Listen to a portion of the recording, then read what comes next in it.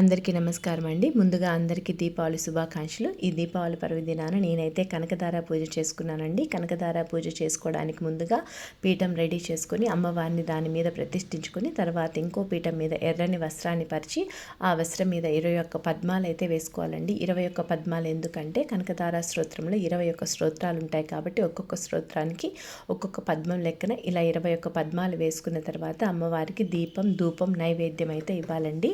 దీపం ధూపం చూపించిన తర్వాత ముందుగా వినాయక అష్టోత్తరం చదువుకొని వినాయకుడికి పూజ చేసుకున్న తర్వాత అమ్మవారి లక్ష్మీ అష్టోత్తరాన్ని అయితే చదువుకున్నానండి. నా దగ్గర ఉన్న పూలతో ఇలా అమ్మవారికి అయితే వెండి పూలతో అయితే పూజ చేసుకున్నానండి. ఇలా లక్ష్మీ అష్టోత్తరం చదువుకుంటూ ఒక్కొక్క పద్మాన్ని అయితే నేను దాంట్లో ఆ స్టాండ్లోకి అయితే పెట్టుకున్నానండి. ఇలా అయిన తర్వాత ఈ కమలాలు 21 కమలాలు ఉన్నాయి కావండి, ఒక్కొక్క కమలానికి చదువుకుంటూ కనకదార స్తోత్రం చదువుకుంటూ ఒక్కొక్క కమలంలో పసుపు కుంకుమ అదేవిధంగా కాయిన్ ఒక 1 రూపీ కాయిన్ కానీ 2 రూపాయల కాయిన్ కానీ 5 రూపాయల కాయిన్ కానీ పెట్టుకోవచ్చండి.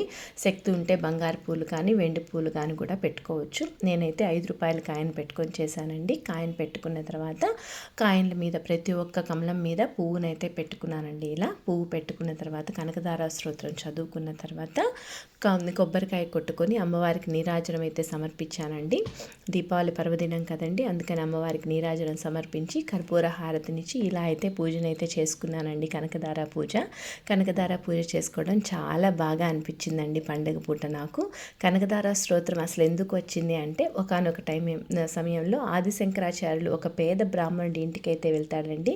కానీ ఆ పేద బ్రాహ్మణుడు చాలా దారిద్ర్యంతో బాధపడుతూ ఉంటాడు. కానీ ఆ బ్రాహ్మణుడి యొక్క భార్య ఆదిశంకరాచార్యుల వారికి ఏదో ఒకటి ఇయ్యాలి అన్న ఉద్దేశంతో ఇల్లంతా వెతికినప్పుడు ఒక్క ఉసిరికాయ అయితే కనపడుతుందండి. ఆ ఉసిరికాయనే ఆ స్వామివారికి ఆదిశంకరాచార్యులకి అయితే సమర్పిస్తుంది.